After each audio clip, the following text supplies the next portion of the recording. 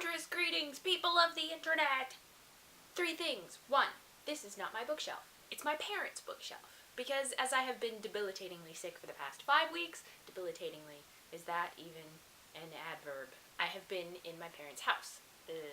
And going to doctors and things. But enough of the boring stuff. Thing number 2.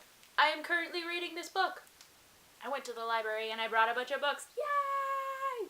I'm so happy when a series is already completed. My favorite thing.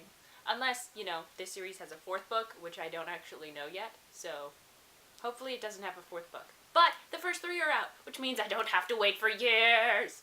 Thing number 3. This is my cat, Sherlock.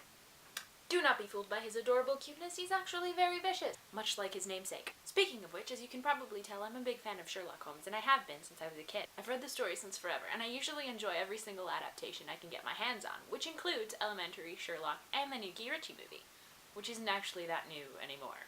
Parenthetical thought, my cat wasn't actually supposed to be named Sherlock, but that's a story for another time. It wasn't me, even though I quite enjoy it, and he's quite like Sherlock. So back to Mr. Holmes. The original, written in 1887 by Arthur Conan Doyle, in the form of a novel and later popularized in the Strand magazine in the form of stories, was a very intelligent detective for hire. In the very first story, A Study in Scarlet, he said, and I quote, "I consider that a man's brain is originally like an empty attic, and you have to stock it with such furniture as you choose. It is of the highest importance, therefore, that you not have useless facts elbowing out the useful ones." This gave way to a theory, the theory of the brain attic, that your brain can only hold so much information before it deletes something. In BBC Sherlock, they take the theory to a whole nother level.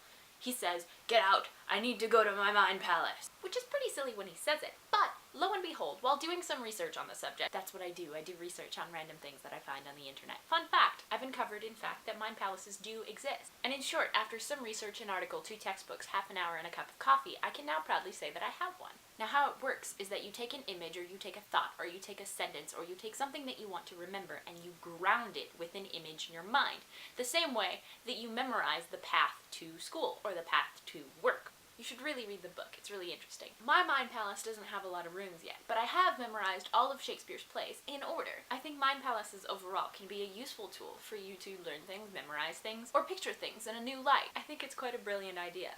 On to other things that I think are awesome. I think it might be a crime in Brazil for you to not love soccer. Regardless of crime status, you will be hearing from me many details about the World Cup that will be happening later this year. I think it's 100 days!